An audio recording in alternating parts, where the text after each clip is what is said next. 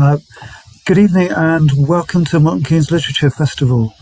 We have a couple more people that we're still awaiting, so if you can bear with us for a few seconds, we'll see if they arrive. And welcome to this evening's event. This is the second of our Spring 2022 online programme. We're delighted this evening to welcome Eley Williams, who I shall introduce to you shortly.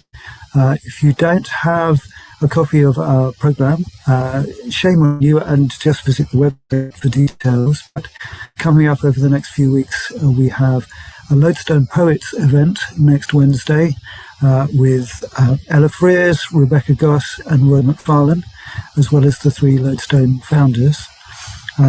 Later this month, we have an evening with Alison Brackenbury, reading from her newly published 10th collection of poetry, but also reading some previously unpublished poems and stories about parts of her family that grew up or lived in Chicheley at the turn of the century, which is of particular interest to those of us that are in Milton Keynes, as Chicheley is a lovely little village just down the road. And then in April, we have an event with Luke Kennard, who won the Ford Prize for the Best Poetry Collection for 2021, with his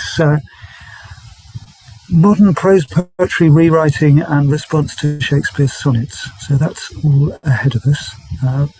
So I think we have everyone that we are expecting, and the lovely Kirsty can let them in if they turn up late. I will do.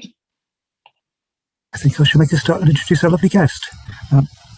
For those of you that weren't at Milton Keynes Lit Fest in 2018, when we were delighted to have her with us for the first time, Eley Williams is the author not just of The Trib, fabulous book of short stories that we spoke about with her in her last appearance, but also, amongst many other things, some of which I think we'll probably cover later, The Liar's Dictionary, her debut novel, which is the main focus of what we'll be talking about this evening. I have Eley's bio. Bear with me. As an event host, I have 1,000 screens open. Eley Williams' collection of short stories, A Trib and Other Stories, was awarded the Republic of Consciousness Prize and the James Tate Black Memorial Prize 2018. With Other Stories anthologised in the Penguin Book of the Contemporary British Short Story and Liberating the Canon, she is a Fellow of the Royal Society of Literature and lectures at Royal Holloway University of London. Her debut novel, The Liar's Dictionary, won a Betty Trusk Award. And I'll click back to Zoom so I can see you all again. Right, there we are. It's an absolute pleasure to have Eley again. This is a book I read when it first came out a while back, and I have just thoroughly enjoyed rereading. Witty, clever, playful, madly in love with language. I think it's the best summary description I can give of it, but I think we're going to start with Eley reading an extract from the book's preface, so that those of you that haven't yet had the opportunity to read it have some kind of setup for what is about to follow. So, Eley, welcome. Cool. Thank you so much for having me and for that introduction. I should say, as it is a preface, to preface the preface, that the novel as a whole really alternates between two characters. One whose narrative is in the 19th century, Peter Winsworth, and a contemporary narrative with an intern at a publishing or a dictionary house called Mallory. And this preface is really not in either of their voices, so it is a kind of standalone entity in the novel. And I should also add, before I start, if it's not so bad to preface, that there is a certain grandiloquence and arrogance to the tone of the narrator of the preface. I think some readers, being faced with it as an introduction to the book almost, recoil as, God, this person really shook a dictionary out for the words they thought would impress me the most. And in terms of reading it aloud, it does mean that I may stumble on the words, and let's say that that's in keeping with a certain hubris of the arrogant lexicographer. But this is the preface, and thank you all again for coming. Preface. Let us imagine that you possess a perfect personal dictionary. the whatever. Not a not imperfect dictionary, but the best dictionary that could ever exist for you. Let's specify. This should be printed rather than digital. Dictionaries as practical, physical objects. You could hold a volume of it out of someone's reach, wave it around, or use it to chivvy a wayward moth out of a kitchen. As I say, dictionaries as practical. It might have a meaningful heft in the hand with lightly scuffed corners, trustworthy enough to be consulted and not too hot to handle. It would have a silk bookmark, perhaps, and page numbers, so that it's not jealous of other fancy books on the shelf. The perfect preface would know why dictionaries have page numbers. The dictionary's title would be stamped in gold across the spine. Its paper would have a pleasing creaminess and weight, with a typeface implying elegance, an undeniably suave firmness or firm suaveness, a typeface that would be played by Jeremy Brett or Romaine Brooks, a typeface with cheekbones. Leather covers come to mind if one imagines a perfect dictionary, and if you were to flick your perfect dictionary's cover with a thumbnail, it would make a satisfying fnuck fnuck sound. I admit that I have a less than great attention span, so my perfect personal dictionary would be concise and only contain words that either I don't yet know or ones that I frequently forget. My concise, infinite as ignorance dictionary would be something of a paradox and possibly printed on a Moebius strip, my impossible perfect dictionary. Let us dip into a preface and push it open with our thumbs, as if we are splitting open some kind of ripe fruit. Opening a book is never anything like that, though, really, is it? And this simile is a bad one. My perfect dictionary would open at a particular page because of the silk bookmark already lodged there. 2,500 silkworms are required to produce a pound of raw silk. What is the first word one reads at random on this page? I have been sidetracked. Some words have a talent for will-o'-the-wispishly leading you from a path that you had set for yourself, deeper and deeper into the parentheses and footnotes, the beckoning sea also suggestions. Exactly how many dictionary covers could one make by peeling a single cow? Who reads the prefaces to dictionaries anyway? Fnuck, fnuck, fnuck. And to consider a dictionary to be perfect requires a reflection upon the aims of such a book. Book is shorthand here. The perfect dictionary should not be playful for its own sake, for fear of alienating the reader and undermining its usefulness. That a perfect dictionary should be right is obvious. It should contain neither spelling nor printing errors, for example, and should not make groundless claims. It should not display any bias in its definitions except those made as the result of meticulous and rigorous research. But already this is far too theoretical. We can be more basic than this. It is crucial that the book covers open, at least, and that the ink is legible upon its pages. Whether a dictionary should register or fix the language is often touted as a qualifier. The word register, as if words are like so many delinquent children herded together and counted in a room. The word fixed, as if only a certain number of children are allowed to access the room, and then the room is filled with cement. The perfect preface should not require so many mixed metaphors. The preface of a dictionary, often overlooked as one pushes one's thumbs into the fruit filled with silkworms and slaughtered cows, sets out the aims of the dictionary and its scope. It is often overlooked because by the time a dictionary is in use, its need is obvious. A dictionary's preface can act like an introduction to someone you have no interest in meeting. The preface is an introduction to the work, not the people. You do not need to know the gender of the lexicographers who worked away at it, certainly not their appearance, their favorite sports team or favorite newspaper, for example. On the day that they defined the word crinkling, noun, as a dialect word for a small type of apple, for example, the fact that their shoes were too tight should be of absolutely no interest to you.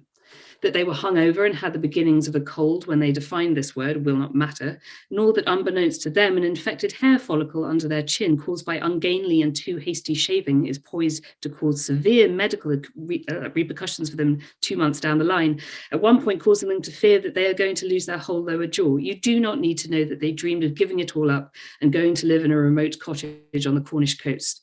The only thing a preface can say about its lexicographers is that they are qualified to wax unlyrically about what a certain type of silly small apple is called, for example. I'll probably leave it there for now. Oh, I think you're muted, David, possibly. Thank you. I think that gives a great setup for the book for those of us. I'm wondering if I should go for a show of hands. If you haven't read it, that gives you an idea of what you're letting yourself in for, in the nicest possible way. I wanted to start. You don't get far into this book without realizing the importance to its plot and all that happens of the existence of something called mountweazels, which sounds at first glance like they're some adorable form of stoat or ermine, but are something entirely different. I'm aware that Eley, if I'm right, has a PhD in investigating dictionaries, fictitious entries through creative and critical writing. Did I get that right? Yeah, that's right. Dictionaries, can't get away from them. The rock and roll world, lexicography. Which makes her the perfect person to explain to us, in words of as few syllables as are appropriate, what a mountweasel is and why it matters. Oh, well, thank you for asking. Yes, a mountweasel, as you say, as a word, just is so intriguing because it looks so strange on the page. And it is now defined as a word that has no real meaning, that is actually a copyright trap that exists in dictionaries and encyclopedias. And you may have heard of the equivalent in cartography, in map making. They're called trap streets. Yeah. And on maps, that's when you might see a what looks like a street or a narrow passageway that's labeled as Trap Street. However, if you visited the real place that is represented on the map, you wouldn't find any road there of any kind. And it has been included in order that any would-be pirates of the copyright kind, if they were going to copy that map and included the Trap Street, it would be obvious that the original map had its imagery and its cartography stolen. And a mountweasel is the word equivalent of that. And there are some, in certain circles, famous examples that lurk within all kinds of dictionaries and encyclopedias. And the most famous one probably is from the 1970s, an American encyclopedic dictionary, the Columbia Encyclopedic Dictionary. And in the 1975 edition of that, you will find Lillian Virginia Mountweasel, as if she's a real person. It has a little biography. It has her dates, her date of birth in 1933, I think. She was born in Bangs, Ohio, it says. It gives a little account of her life, that she used to photograph particularly interesting ornamentation of fountains, and took photographs for her work Flags Up of various Parisian graveyards. Very interesting life. And unfortunately, she died, it says in the article about her in the encyclopedia, in a combustible accident at the age of 33. And it's all entirely made up. It's a little short story dwelling in this book that is otherwise surrounded by factually correct, scrupulously edited and researched encyclopedic entries. And Lillian Virginia Mountweasel never existed. She was made up as one of these copyright traps that has now been admitted to by the original editor. And it's nice in a way that she has a legacy now, even if she never existed, that the word mountweasel has kind of been bequeathed to language as standing in for this copyright trap mechanism in works of reference. But yeah, they do lurk there. Kind of reverse nominative determinism. Right, exactly. And I mean, both John and Dave were saying earlier, just before the Zoom call went live to you audience members, that they have a background in music, and it may interest you and members of the audience that Grove's Dictionary of Music, very esteemed, very well regarded encyclopedic work of reference to do with all aspects of musicology and composers. For a while, there were one of the final words in the X alphabet, alphabetical portion of the text. I can't remember the spelling of it now, but it had two X's in it. It was pronounced Shaw, and it was defined as a Maori drum or pipe or fife. And it was, again, this copyright trap, just entirely made up. But just because they nestle there and they're kind of overlookable, they seem, in the context of looking like your standard entry in a work of reference, the eye just glides over them. But with those examples, you can kind of see the delight of the lexicographer who included them. It isn't just a random selection of words, or there is absolutely no logic to a certain narrative that's been included. So yes, as I say, Mount Weasel is an enjoyable example of a Mount Weasel, and Shaw as well. But if it did exist, it would be a perfect Scrabble word. But I just came across some of these examples. I've never come across my own one. I've never unearthed my own Mount Weasel that hasn't yet been discovered. But if you find one, I can see some of your bookshelves behind you, people that are patching in. If you feel the urge, as I did, to run to your various dictionaries and cross-reference every single word, and you find one, I'd love to hear about it. But as an idea of these real fictitious words, if that's not its own paradox, it just made me, as I say, consider, well, who inserts those, who makes those up, who puts in the creative effort to really do what is almost feels unnatural for a lexicographer, whose role is to define words accurately, real words.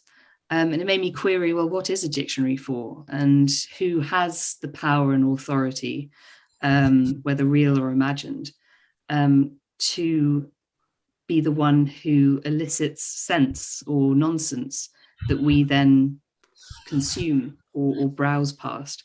And it just seemed like an interesting site for fiction, and the novel in a way is a response to thinking about dictionaries in those ways, but also about those figures in starting with the 19th century for the purposes of this novel, who are so often overlooked in these grand monuments to language. So the kind of anonymous amanuensis of language, who isn't Dr. Johnson, who isn't Noah Webster, but is kind of one of the tasked with shepherding language, but never really gets any credit. Trying to imagine who that figure might be amongst many. And then with the power of fiction, then getting into his head a little, and seeing how that might unravel for him. But yeah, that was really my interest in Mount Weasels, and some of the themes and motifs that flutter through the novel. I was sitting here listening to you saying all of that, and thinking, one of my previous lives is as a database manager and content managers in big content database systems. And I've always been very conscious that if we read it in a book, we take it as gospel. If we see it on screen, I think we're even more likely to take it as gospel, even though we know that probably a fairly terrifying percentage of what we find on the web, we don't bother to check its veracity. We don't bother to check the sources of it at all. It's there in black pixels and white pixels, and we go, well, that must be right then. And dictionaries there's a whole, we place huge, great faith in what we read in them. So there's a real responsibility on lexicographers. So part of the fun of the book to me is, there was a quote I found which I think kind of goes halfway towards explaining it. It was an author complaining about a book review where somebody had said it read like she was just making it up. And she said, well, if Alan Bennett can describe history as just one fucking thing after another, why can't fiction just be making shit up? Which was a fair comment on her part. But when it comes to a dictionary, you've got a problem in that language never stands still. There's a lovely comment that Peter Winsworth, one of your protagonists, makes at one point, heading back into the office for another pointless census of language, because it's never going to stand still. And there's you see as the two stories intertwine, that awful feeling between his temples that he's got because he drank far too much last night, can't be a hangover because we didn't have the word hangover in 1899. So what is he actually experiencing? And please, could somebody get around to inventing the word yet? You have that whole conundrum with dictionaries and language. Yeah, I mean, someone on Twitter they were looking at the word upteenth and thinking, oh, I wonder what the etymology of that is. That must be some what could it be? Medieval concept of infinity or unknowable number of quantities, and they assumed that it had some kind of etymological history that was just based on a sense or an instinct around the word, and actually it came from Morse code. So it was I think I'll misremember the exact date, but I think they saw it as first being used in text in 1942 or something like that. And the idea that even with a real word that has currency, that we probably say more often than we see written down in terms of upkeep time and things like that, that the idea that codifying that language and having a real sense of the paper trail almost that it might have, and that we can trust that paper trail and that detective work of working out its real meaning or its original meaning or its derivations, that obviously not only can that be flawed because it is enacted by human beings, but it can also have to change. I mean, I think in the novel, one example that is given is malaria as a word, that in real 19th century dictionaries at the time that included the word malaria, they would nod to the fact that the word came from mal area, that bad air. And some of the more scientifically progressive ones would say, yes, it tends to strike as an illness around swamps. So it must be some confection of air that is maybe lingering around stagnant water. And a modern reader is thinking, you're so close to seeing that the locust would be the mosquito, but it's just not known yet. So the fact of it in a dictionary in that context is not incorrect, and it's not wittingly deceptive, but it is limited by its context and its social context, and so now would be wrong. And I mean, it would be remiss of me not to mention that when lexicographers have their own political biases or their own idiosyncrasies and humours, even most famously perhaps in English language with Dr. Johnson and his various ways of defining words according to his humours. Occasionally, even one of the epigraphs for the collection of short stories that you mentioned, Atrib, is from Dr. Johnson's dictionary in 1755, and it refers to the noun trollmidames, and the definition of that in his dictionary is, of this word I do not know the meaning. And you think, well, you're writing a dictionary, you don't have to include it. If you don't know the meaning, you really, really don't have to. And it's so indicative of, yes, a humour that he has, but also how he had a sense of, well, I do know it is a word, so I better register the fact that I have that knowledge, but I also don't want to be spurious with making up a meaning within its context. So I'll just state my ignorance as a way of asserting authority. And there are also various ways in which those dictionaries that use, as part of the formatting, they not only give the etymology, but they also give an example of use. It's interesting to see for various editors of dictionaries what example they would give. So it might be, for example, that if the Oxford English Dictionary, one of its early editors, Frederick Furnivall, who many of you may recognize from a photograph of him looking like the perfect mad professor of language. He's sitting in a rowing boat with this huge long beard and a crinkly eyes and looking very kindly, but also slightly eccentric. And he was one of the models for Ratty, the character in Wind of the Willows, which is a lovely cross-pollination of various literature interests of mine. And he was infamous, really, amongst various other editors and the underlings of his cohort at the OED, because he would see in he had access to these ancient books and texts because of his standing in the university. If he saw a particularly interesting or obscure reference to one of these words that he was working on, he would literally get a little blade out and cut it out of the original text and paste it on a note card and put it into the archives, which is delicious as a fact for an archivist to find, but mortifying for a librarian to consider that this is going on with the original text.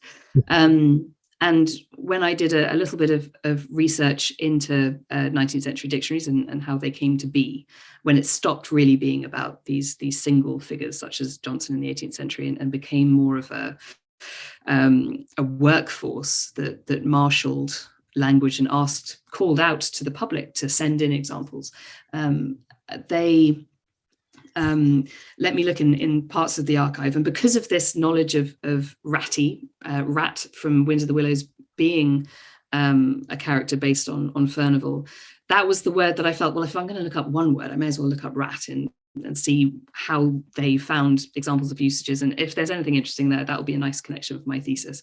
That's the kind of not working particularly hard or smart, but bimbling along PhD student that I was. Went to the word, to the little box that had all the uses of the word rat as noun, verb, adjective, whatever you like, really. And one of them in this beautiful handwriting, copperplate handwriting, stood out to me, and I kind of looked at it and thought, well, this isn't on the usual note card. It's quite flimsy, and turned it over, and it was a check made out by Frederick Furnival to his rowing club.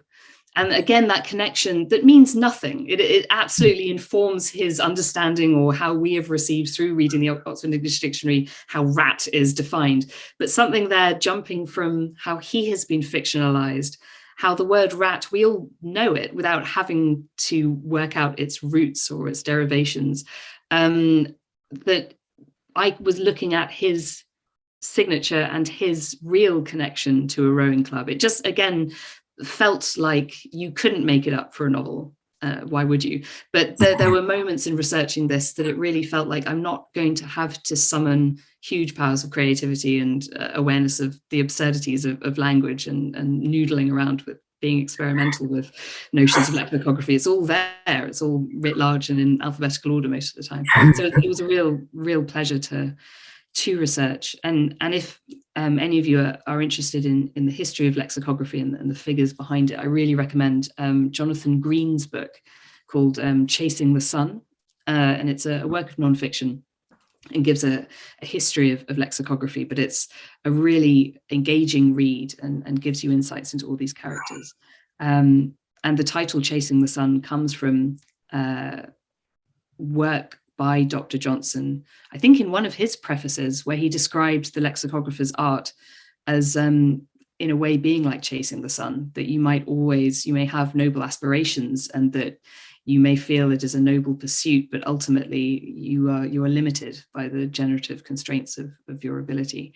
And I thought that was a really neat image. And I'm very glad that Jonathan Green used it for his title.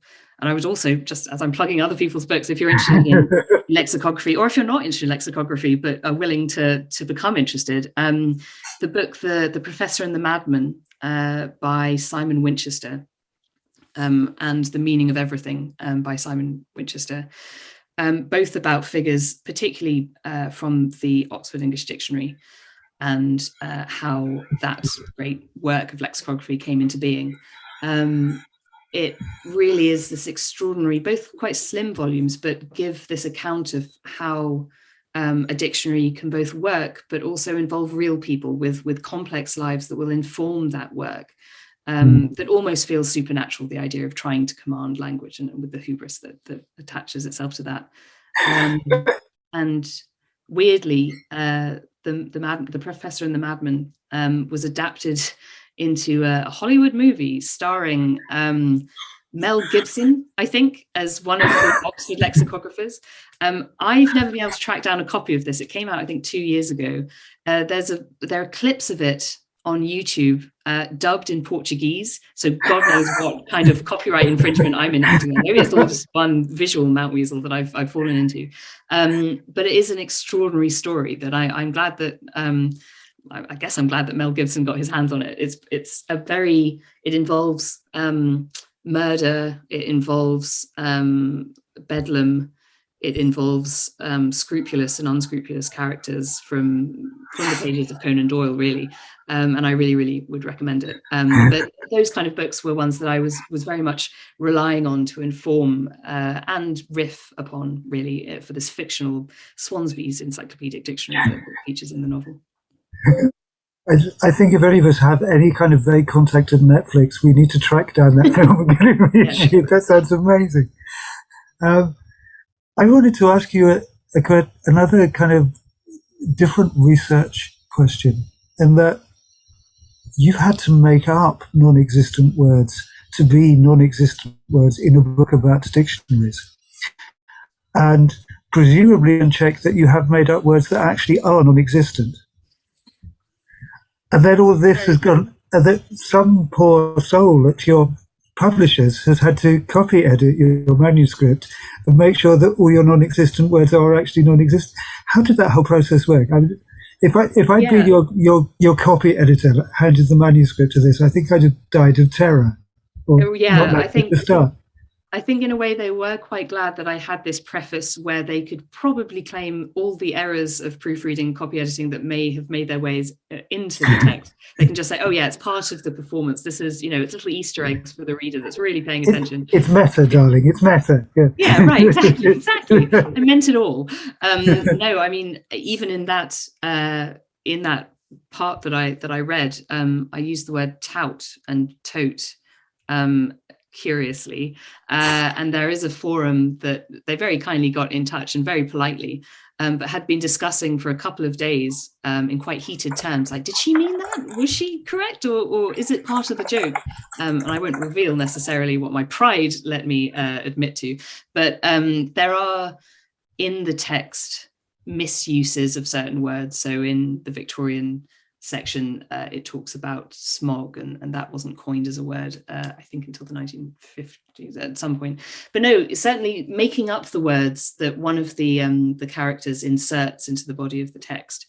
There was almost, there were occasional Googles just to make sure, like, well, wait, is there a word already for that? And have I gone through in attempting to be original, actually come back round to something that's already extended that I've just forgotten.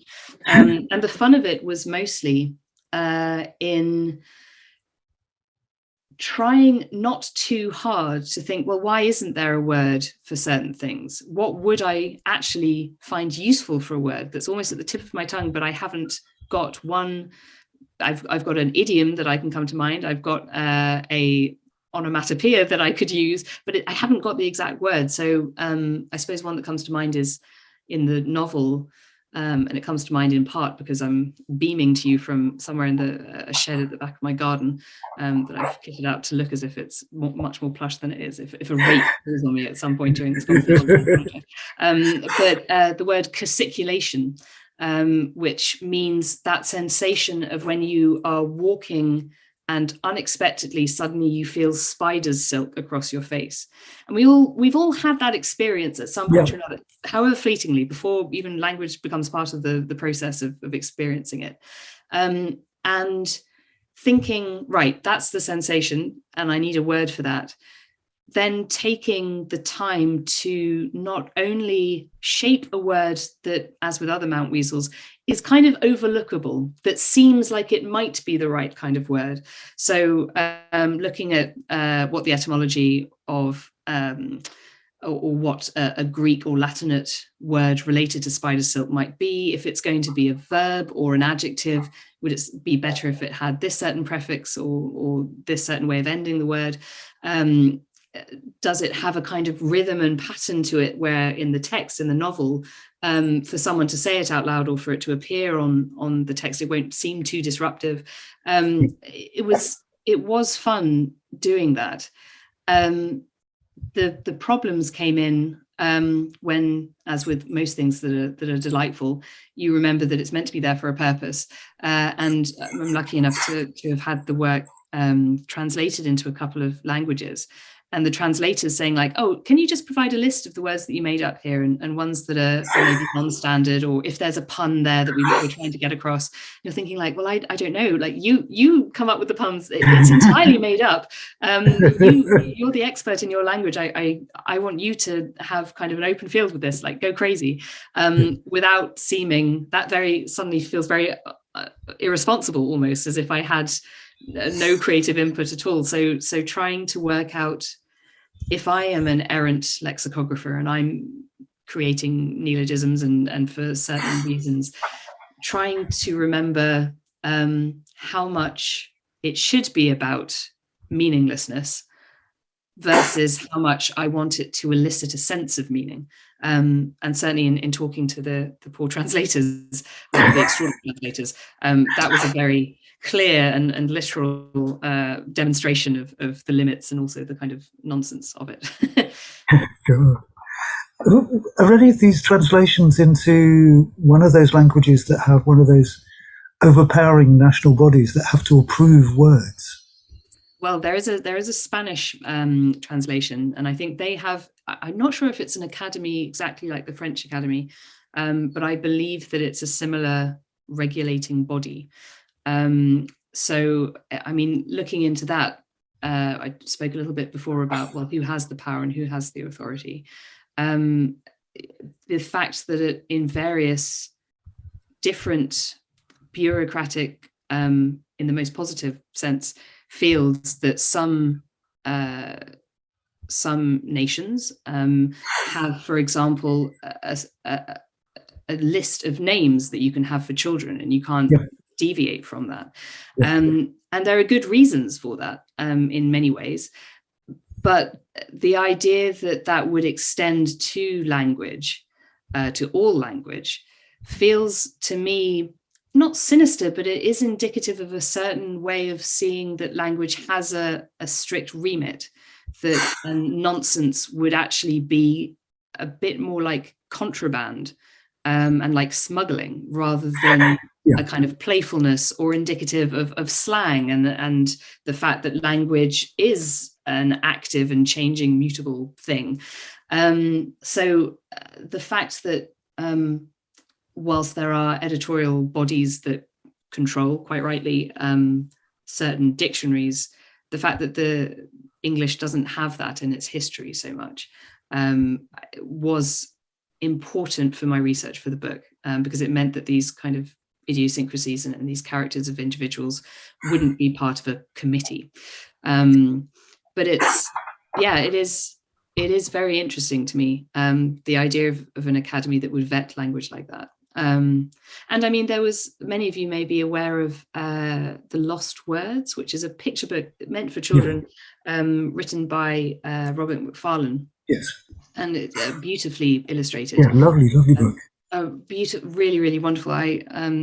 My wife and I had a child last year, and one of the best parts of having a child, as you'll know, is buying children's picture books. That was one of the first ones that we got, and the work of it was inspired by the fact that the Oxford Junior, I'll misremember the title, but the Oxford Junior Dictionary. So it's meant for children, but it's quite an intense and volumed dictionary.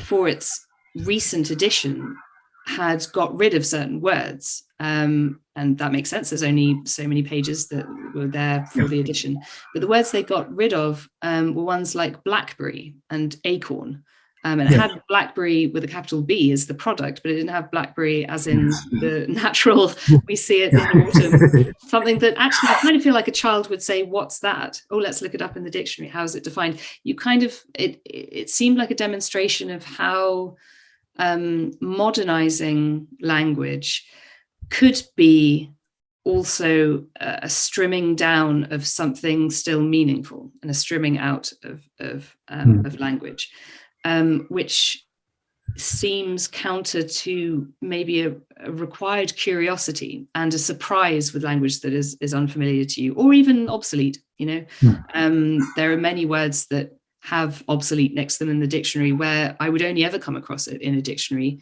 and feel thrilled of something like akin to archaeography, of coming across a word.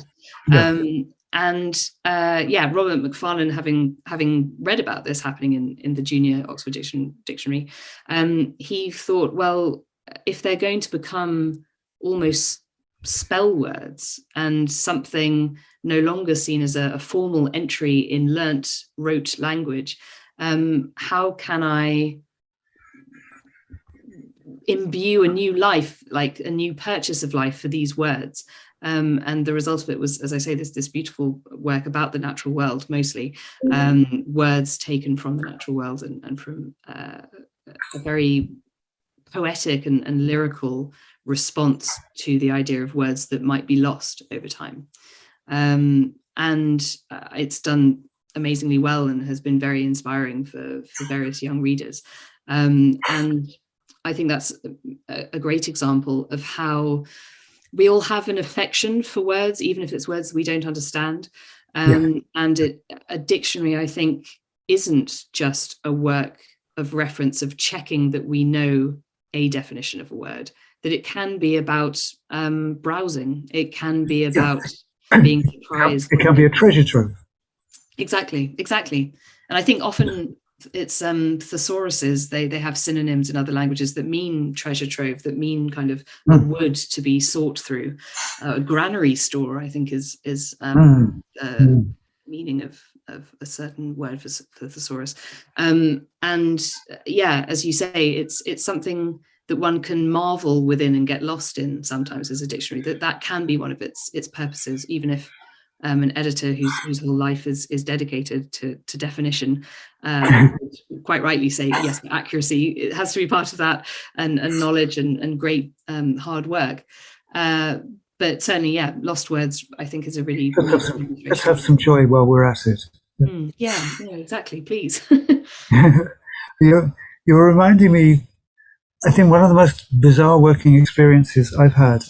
Back in the early 90s, I worked on a Foreign Office overseas aid project in Romania to set up a distance learning qualification and whole infrastructure for their banking industry.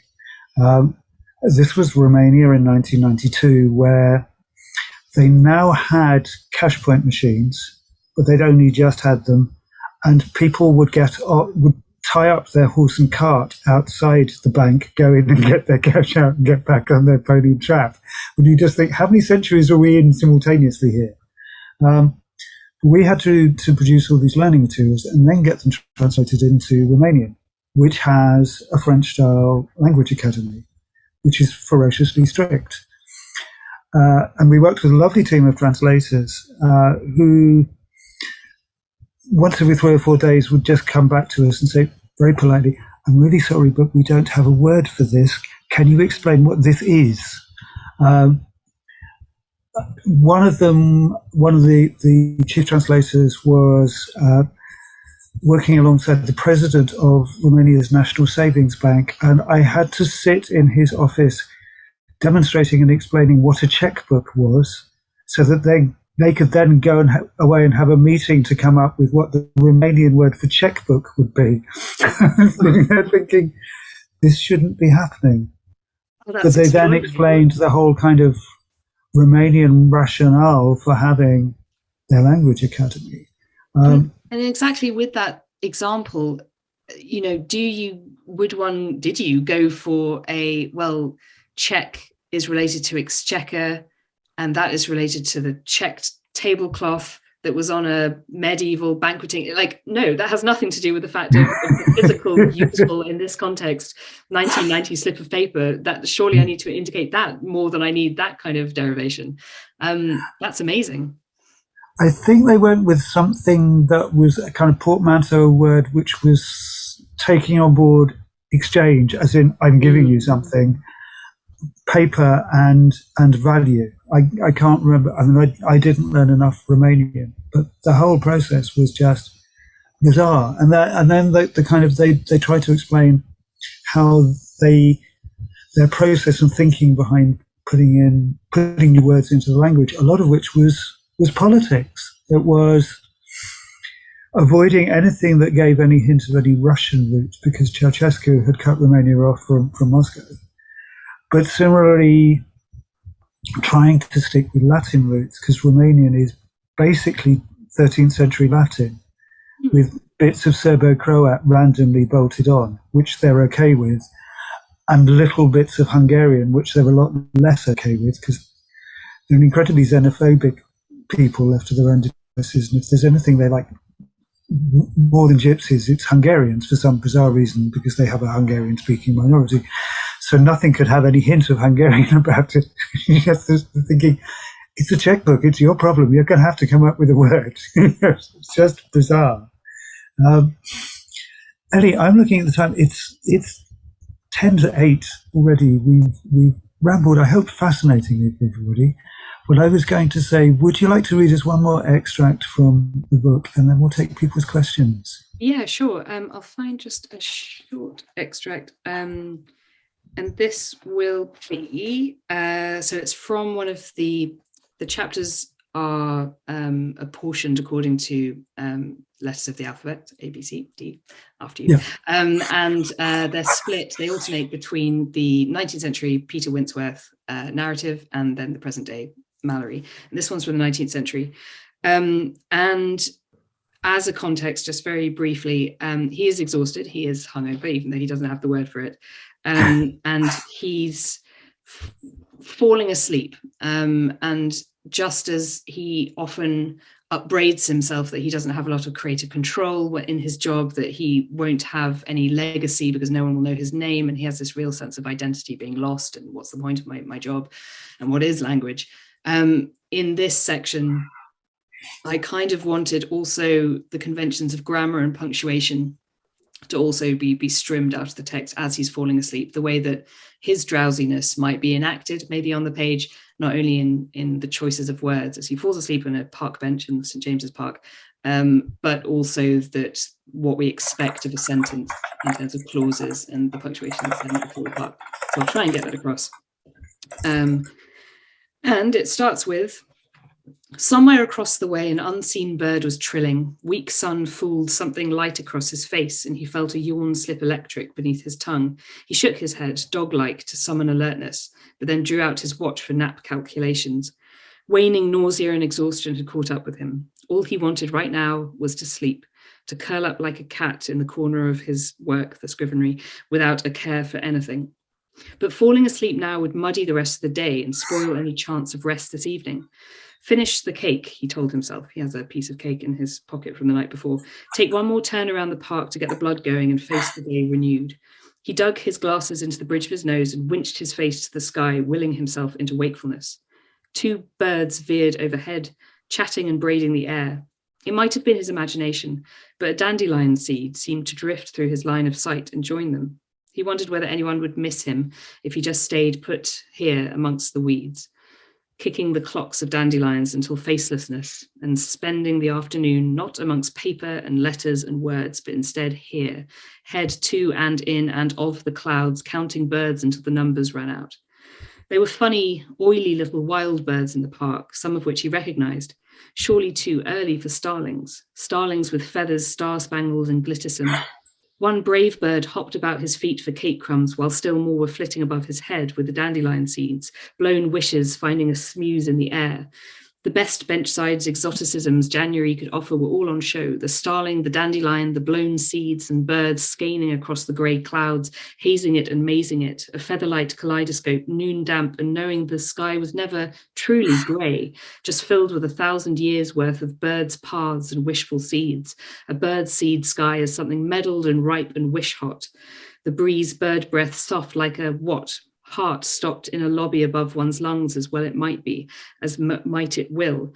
Seeds take a shape too soft to be called a burr, like falling asleep on a bench with the sun on your face. Seeds in a shape too soft to be called a globe, too breakable to be a constellation, too tough to not be worth wishing upon. The crowd of birds, an unheard murmuration, plural noun, not led by one bird, but a cloud folly of seeds, blasted by one of countless breaths, escaping from blasted, wished upon clock as breath, providing a clockwork with no regard for time nor hands, flocking with no purpose other than the clotting and thrilling and thrumming, a flock of gathered ellipses rather than lines of wing and bone and beak, falling asleep, grey-headed rather than young and dazzling, more puff than flower, collecting the ellipses of empty speech bubbles, the words never said or sayable, former pauses in speech as busy as leaderless birds, twisting, blown apart softly to warm and colour even the widest of skies. And that's that.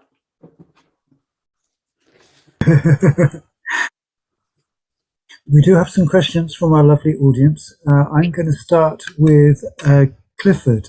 Cliff, I shall unmute you so that you can ask Eley the question yourself. Oops, sorry, no, you need to unmute yourself. Sorry. Cliff? Yes. Thank you. It's been fascinating hearing your side of the story. I just wondered if we were missing anything in the names that you use for the characters. It's a bit 19th or 18th century anyway, or it seems, but are we missing anything? Well, with the contemporary narrator, Mallory, her name was chosen, and you mentioned before, Dave, that you worked with databases, and you may be able to correct me on this, that I think that Mallory is often given as a name in coding to stand in for if malware or some nefarious addition to coding has been introduced. So rather than it be kind of A is Adam, B is Betty, M and Mallory is the kind of figure, the name given for that kind of incursion into a set or expected index. I don't think that comes up in the novel, but I did want some nod to this idea that as a present day intern that is tasked with finding these false words in the dictionary, I did want her to have this connection. And as you say, that 19th century convention, I suppose I associate it mostly with Dickens, with these extraordinary names that feel so indicative, even if it is onomatopoeic, like Wackford Squeers or something like that, that gives such an indication of the character. I wanted a word or a name for Wintsworth that gave across something of his character, so something tentative and diffident, that also linked to value, and that would seem like a standard British surname, but also you weren't quite sure that you had heard it before. So that's really where those names came, how those names came about. And I think in most drafts, those were the names that I had for them. But that's a really good question. And certainly some of the other names, the villain of the novel in many ways is Frasham, is his surname. And that came from, if those of you know the heady cultural artifact of Muttley and the dastardly Catch the Pigeon cartoon, the way that Muttley laughs, I think, is often given as Frasham. And I wanted this, if only for me, this idea of a villainous laugh, peal of laughter, to somehow have a cognate relationship with this villain. But no, coming up with names for characters, with the short stories that I write, often I don't say what the name or even the gender really of the narrators are. They tend to be literally anonymous. And it was fun for the novel of being able to bring some of that playfulness and artfulness to an extent, that thinking really into coming up with names that would feel appropriate. I particularly loved Sir Gerald, whose name looked like it needed one last final proofread. That was a lovely touch. Enjoyable. We have a question from Alistair Sutton. Alistair, if you'd like to unmute yourself and ask Eley a question.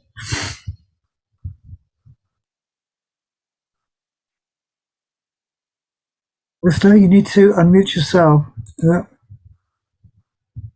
Yeah. Okay.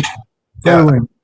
It sort of builds on what you were just talking about, starting to talk about the characters, and I was interested particularly what the reaction of your two protagonists to the explosions that they experience kind of says about them. It almost kind of feels like they both wish for anonymity in a lot of their lives. So would you like to kind of unpick some of that?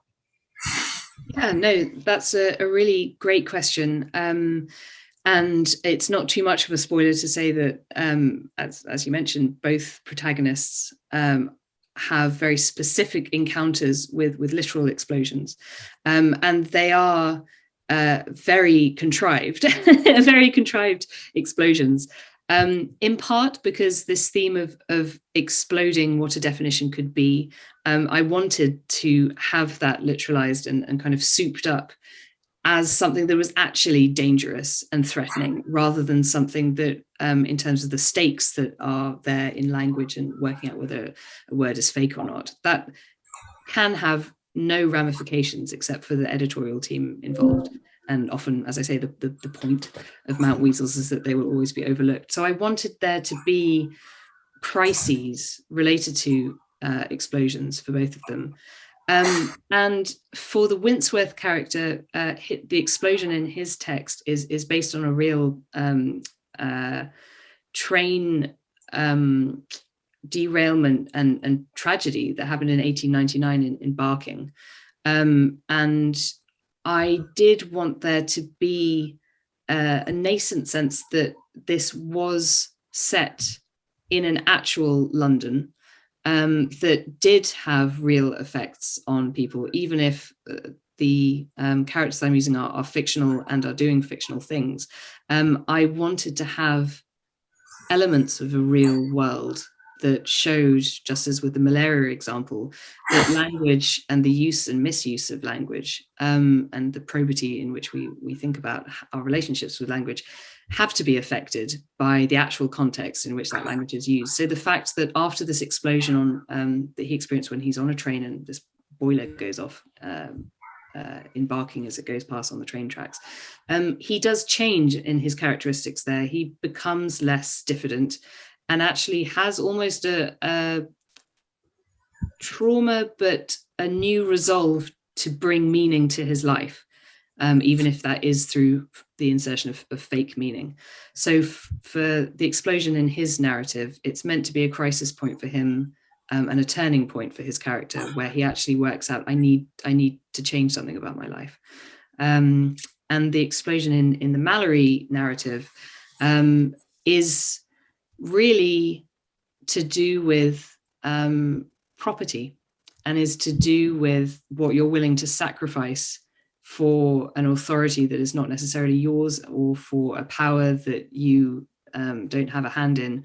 And it also relates to the idea of hoaxes, and how one can be responsible for a hoax and take something seriously, that I think also has relationships with some of the Mount Weasels, and is a fake word, a hoax of language. So that was the reason for the explosions. And hopefully with the characters, it affects their arcs, their character arcs, in such a way that is meaningful, or that has a relevancy.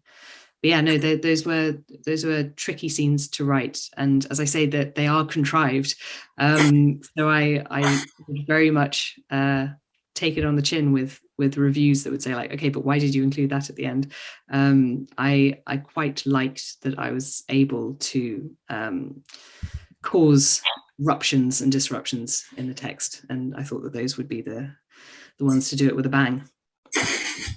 Quite literally. I do have one quick follow-up. You mentioned Hollywood film. So if this was to be a Hollywood film, who are your protagonists? Ooh, what a great question. I must say that there's something of, I guess Paul Bettany would make a good Peter Winsworth. He'd probably have to be a bit less strapping and attractive. So that would be the training regime I'd put him on. And Mallory, I really haven't got a sense of what she looks like. Kind of mid-20s. Yeah, tell you what, one of my PhD students, I'll cast them and they'll have their big and they'll finally, I'll get in the acknowledgement pages of something. But no, that's a good question. It is of interest to me that I can't picture Mallory, but I can picture Winsworth. And I think in part that might be because her narrative is in the first person, and that maybe that certainly will have had more of a sense of how do I enact a stream of consciousness. And there's a lot of me, I suppose, in that character, while Winsworth did feel like a projection of ventriloquism there. But no, please get onto your casting agents. I know Barbara has a question. Barbara, if you'd like to unmute yourself.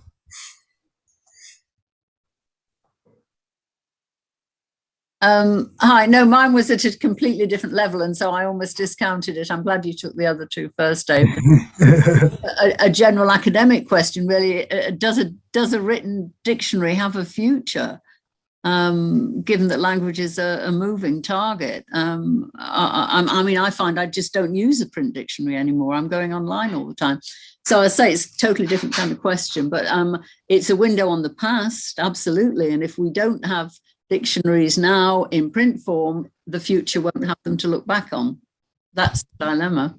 No, I think that's a really important comment. And I think in part, certainly when I was writing this, I was not scurrying across to the dictionaries on my shelf if I was practically looking to check up on a word. I would be tapping on, with e-readers now, you can tap on the word and a dictionary automatically comes up. Exactly, yeah. That's an extraordinary resource and use of technology and really wonderful. There is a nostalgia, I suppose, and a charge of meaningful regret that will be, for example, my son's experience of language learning. He won't want to have access to a paper dictionary. It will seem like a waste. And I think that, as is mentioned before, some of the joy of the intimidating page that you really have to get your thumbs into, if not your elbows, to find the right word. And your glasses, you might. At least 12 glasses that go on top. There's an edition of a concise Oxford dictionary that came in 2 volumes with a little drawer at the top with a magnifying glass in it, so that you could really pore over it. And as with all book material and culture, things change for good reasons, and also for reasons of economy that are not to do with pleasure necessarily. And it will be interesting to see how it changes. I think I'm right in saying that the OED is not going to come out in another printed edition, that all of its updates are now going to be online. And that does feel like an end of an era, even though it's still ongoing as a project and has the same aim. But no, I certainly think that mountweazels have a life. If you go on any page on Wikipedia, both the appeal and the glorious access that one can have as just not even an amateur linguist, just someone that's interested in different topics, the trust that is therefore put upon the users of a dictionary.